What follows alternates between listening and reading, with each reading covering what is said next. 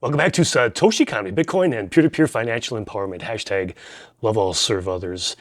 The fifth in a five-part series, why does Bitcoin vie for being the greatest invention in history? In this video, I'm going to attempt to sum up in about 5 minutes a five-part mini-series on that topic.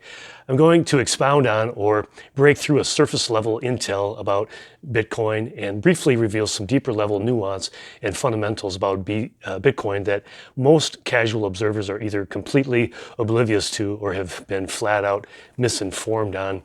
When our minds are open to change, or at least to listening to new ideas or opposing or foreign viewpoints, many times we hear things we've never even thought about. At SatoshiConomy, I appreciate human nature and especially individuality. Many times, two different people can be presented with the same financial opportunity, yet each make a completely different choice, and each one will be right.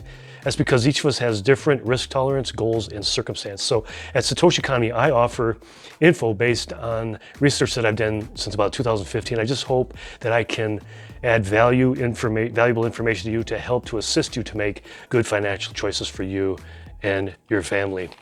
SatoshiConomy donates 100% of profits to charity or green energy projects enabling off-grid lifestyles. I'm going to get right into it here. A free way you can help me is to just like, subscribe, and to click the notifier bell. But for any invention to even be considered as the greatest invention in history, I figure it's got to affect at least 1 billion people. When we think of past inventions like man being able to control fire, instantly it added a heat source, a light source, an energy source, cooking source, which enabled him to help direct more of his energy away from his digestion to other things. We think about the wheel or the automobile or the plane, or most recently like the internet, which has affected billions of people. There's some people who estimate that the invention of the penicillin saved over 200 million lives within the last 100 years. So that's an incredible invention. But when we think about coins or currency, money is much more fundamental. It's much deeper than on a fundamental basis, and coins or money can take a lot of different forms. For kindergartners, it might be more marbles. In prison, it might take the form of cigarettes. We've seen that in Kenya, money has taken the form of cell phone minutes at the markets. But it's the most influential, ubiquitous thing for worldly needs, and that's money. If you can think of anything that's more ubiquitous than that, I challenge you to, feel free to add that in the comments there, in the comment section. But Bitcoin, it represents an anthropological monetary leap.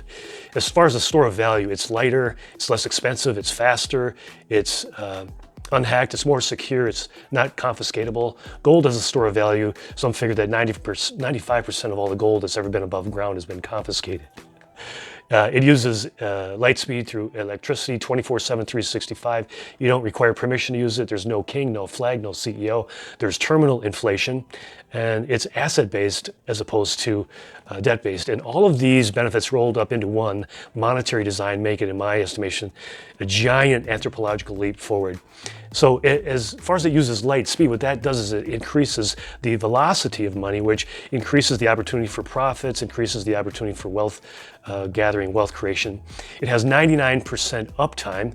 I looked at the New York Stock Exchange. That's open 252 days a year, and it has about 19% of the uptime as Bitcoin does. Banks, they're open about 247 days, even with some Saturday hours, but I figure that's about 25% of the uptime of Bitcoin. It's the first money without borders. It's the most trusted form of money in history in the sense that it has 100,000 different nodes that are proving the veracity of the Bitcoin blockchain, that they allow and enable trust. There's no ability to counterfeit it. There's Satoshi Nakamoto solved the double spend problem. There's no king, no flag, no CEO. It's the first money in history without inflation, and this cannot be overstated. Where we've seen high inflation, along with that, we've seen unrest, higher rates of divorce, disease, death, violence, poverty, and stress. And with Bitcoin, there's no inflation. There's no inflationary printing or response to an uptick in the demand for it, so it's incredible. It has a cap supply. There never will ever be more than 21 million Bitcoin mined. The simplest way to explain it that I've ever seen is that just like email was the first app on top of the internet, Bitcoin is the first application on top of the blockchain design. The most powerful way I've heard to mention it simply is it's an anthropological leap forward for mankind. It's a digital monetary network, meaning it uses the internet and the light speed to make it available to everyone everywhere. So I hope if some of this information has been valuable for you, please like and subscribe. You can find me on YouTube at SatoshiConomy. That's SatoshiConomy.